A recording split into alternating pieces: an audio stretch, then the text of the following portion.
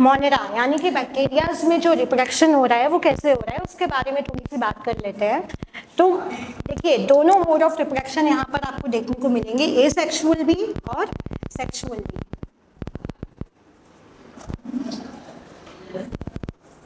Asexual as well as sexual। अब जो asexual mode of reproduction पाया जा रहा है इसमें 3 अलग अलग कैटेगरीज पाई जाएंगी। सबसे पहली कौन बताई थी कल मैंने? बडिंग, बाइनरी फिजन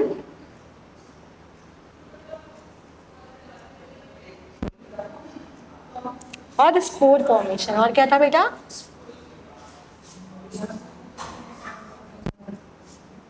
क्लियर है? कोई समस्या?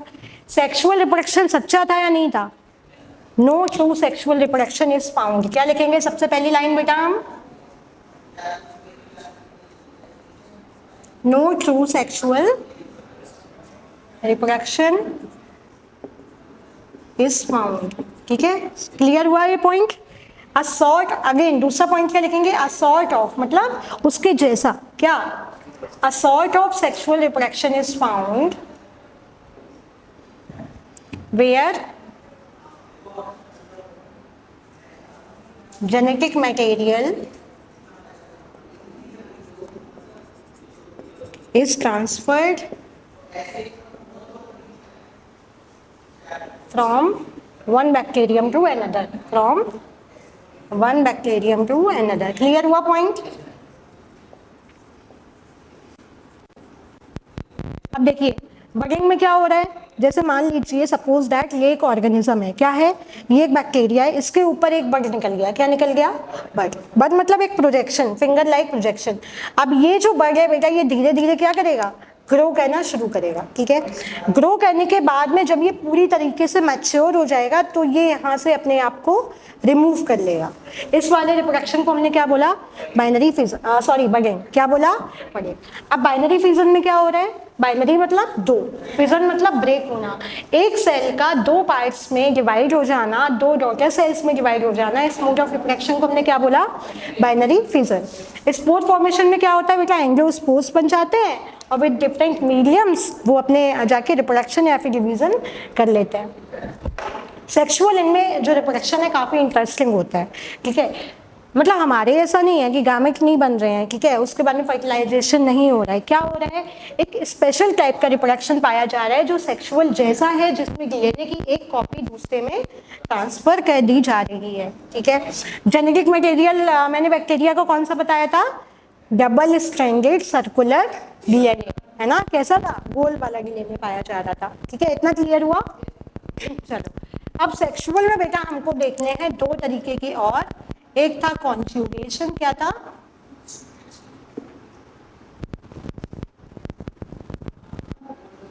और दूसरा कौन सा था बेटा अपना?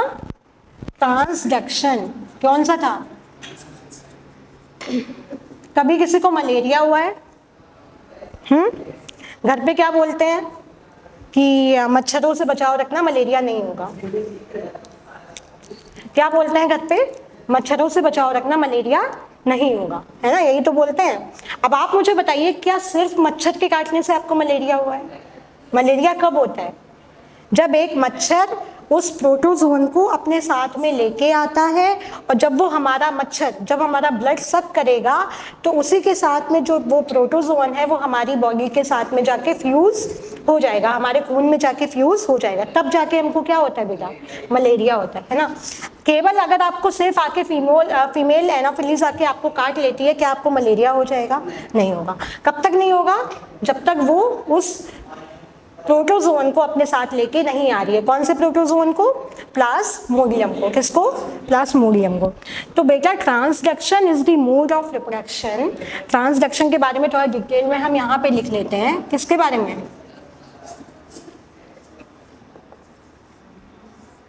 ठीक है, तो क्या डिफाइन करेंगे बेटा? Mode of reproduction, mode of reproduction या फिर प्रजनन का वह तरीका। कौन सा? प्रजनन का वह तरीका। मोड ऑफ रिप्रोडक्शन इन विच क्या हो रहा है बेटा, देखिए ध्यान से देखिएगा, mode of reproduction in which genetic material, genetic material क्या है बैक्टीरिया का, डीएनए क्या है, कैसा डीएनए है, इज ट्रांसफर्ड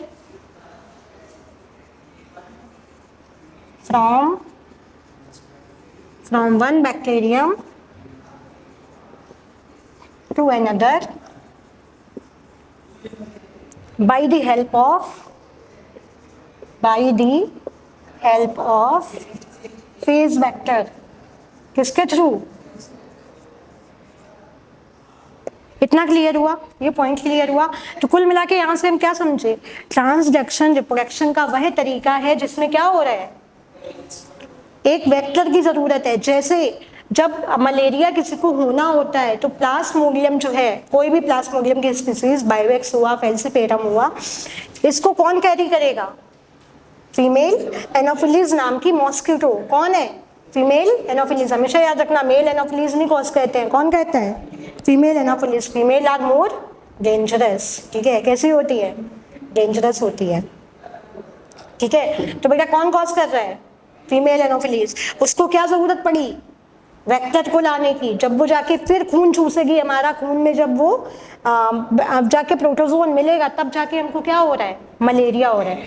तो सेम चीज बेटा ट्रांसडक्शन में हो रही है। देखिए क्या होता है यहाँ पे समझिएगा, ये कौन है बेटा, बैक्टीरिया, बैक्टीरिया 1 कौन है, ये बेटा अपना जेनेटिक मटेरियल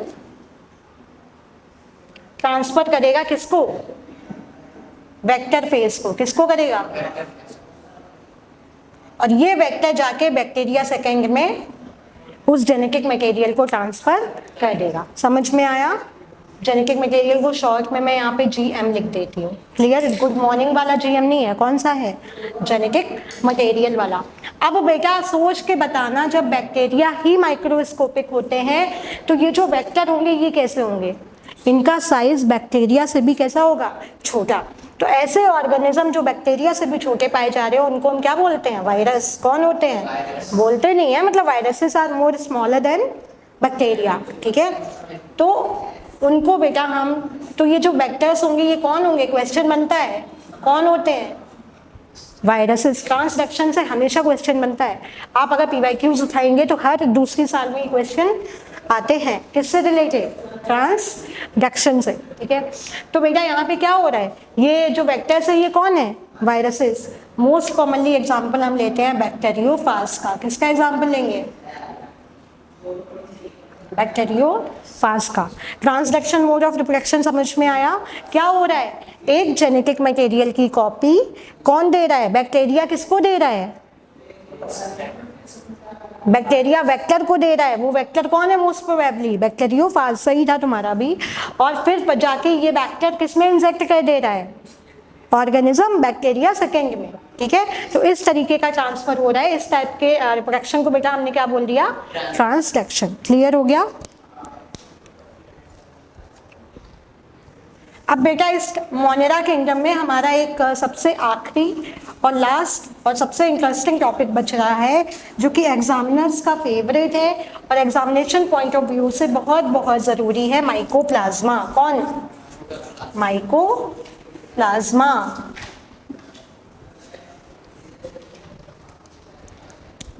कौन बेटा, माइको,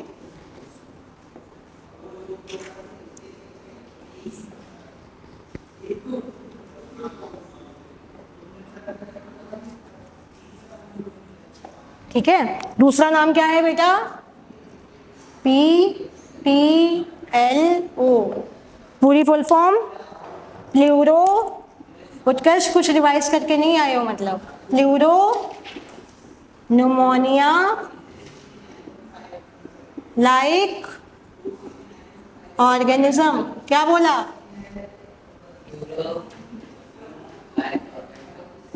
क्लियर हुआ पॉइंट। PPLO मतलब दूसरा नाम क्या है, प्लूरोनिमोनिया लाइक ऑर्गेनिज्म। सबसे पहला पॉइंट बेटा इनका, they have no cell wall. Cell wall होगी कि नहीं होगी, they have no cell wall, ठीक है, क्लियर। दूसरा पॉइंट होगा they can alter their shape. Alter मतलब बदलना, क्या? They can alter their shapes. क्यों बदल पाते हैं? क्योंकि इनके पास सेल वॉल नहीं है। They can alter their shapes. This property is known as, this property is called pleomorphism. क्या बोलेंगे? प्लियोमॉर्फिज्म। प्लियो मतलब बेटा बदलना, प्लियो मतलब, मॉर्फिज्म मतलब बाहरी संरचना। मॉर्फिज्म मतलब बाहरी संरचना। क्लियर हुआ? कोई समस्या? They can alter their shapes, this property is called pleomorphism. ठीक है, hence mycoplasma are called pleomorphic. क्या बोलेंगे? Pleomorphic.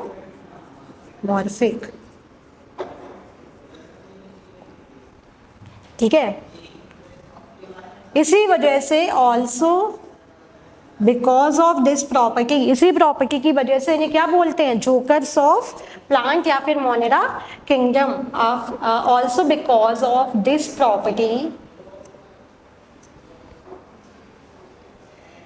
they are known as jokers of plant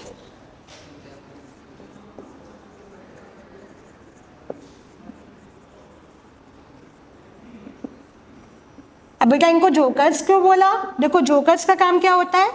अपना बेस बदल के हम लोगों को हंसाना। इनका काम, जोकर्स का काम क्या होता है? हमारा बेस बदल के लोगों को हंसाना। तो बेटा ये भी तो अपना बेस बदल रहे हैं, भले ही हमको हंसा नहीं रहे हैं। ठीक है, हंसा नहीं रहे हैं, इनफैक्ट हमारे अंदर ये जो है ये डिजीजेस कॉज करते हैं, लेकिन हंसा नहीं रहे हैं, लेकिन शेप तो बदल रहे हैं। इसलिए बेटा हमने को क्या बोल दिया? क्लियर हुआ? चलो आगे बढ़े। उसके बाद में एक, they are the smallest prokaryote, smallest prokaryotes और स्मॉलेस्ट लिविंग सेल। कैसे होंगे बेटा? Smallest living cells. ठीक है, कैसे हैं? साइज की बेटा इनकी अगर हम बात करें तो इनका साइज 0.1 से लेके 0.15 न्यू एम तक होता है। कितना होगा? एवरेज साइज कितना है बेटा? 0.7 न्यू एम। क्लियर हुआ? इसके बाद में एक और बहुत इंपॉर्टेंट प्रॉपर्टी बेटा इनकी ये है, they do not require oxygen. They do not require oxygen, इसलिए इनको एनाएरोबिक भी कहते हैं। क्लियर हुआ?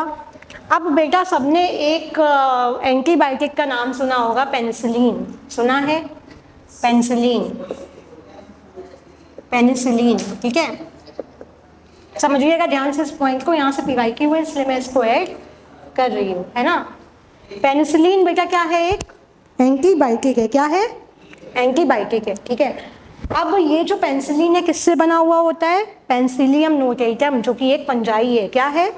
जो कि एक फंजाई है। ठीक है, अब बेटा पेनिसिलिन पता है कैसे काम करता है? जब भी हम किसी इंसान को या जब भी किसी ऑर्गेनिज्म को हम क्या देते हैं? पेनिसिलिन का इंजेक्शन देते हैं, तो पेनिसिलिन जाके सीधे सेल वॉल पे अटैक करती है। किस पे अटैक करती है? किस पे अटैक करेगी? जैसे मान लो ये एक पेशेंट है कोई, ठीक है, इसको हमने क्या दिया बेटा? इंजेक्शन दिया। किसका?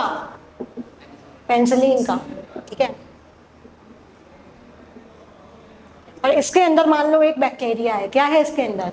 ठीक है, इसके अंदर क्या था? बैक्टीरिया। बैक्टीरिया की ये क्या है? Cell wall. तो ये पेनिसिलिन इंजेक्शन जाके सीधा कहाँ काम करेगा बेटा? सेल वॉल पे उसको डिस्ट्रॉय कर देगा और बैक्टीरिया को किल कर देगा। इतना समझ में आया?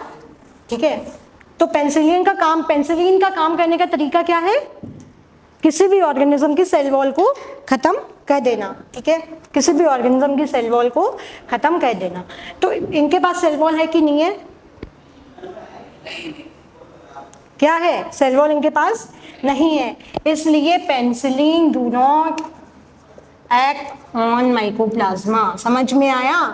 अगर किसी ऑर्गेनिज्म को माइकोप्लाज्मा ने अफेक्ट किया है तो उस पे पेनिसिलिन कोई भी काम नहीं करेगा। समझ में आया? कोई भी समस्या? और आगे बढ़े बेटा। लास्ट पॉइंट इनके बारे में ये हमें जानना है, लास्ट पॉइंट इनके बारे में बस इतना है कि ये जो माइकोप्लाज्मा होते हैं ये पैथोजेनिक होते हैं। कैसे होंगे? यानी कि डिजीज कॉजिंग होंगे। ठीक है, pathogenic to both plants as well as animal, plants as well as. Clear हुआ? सारे पॉइंट्स क्लियर हुए माइकोप्लाज्मा के बारे में?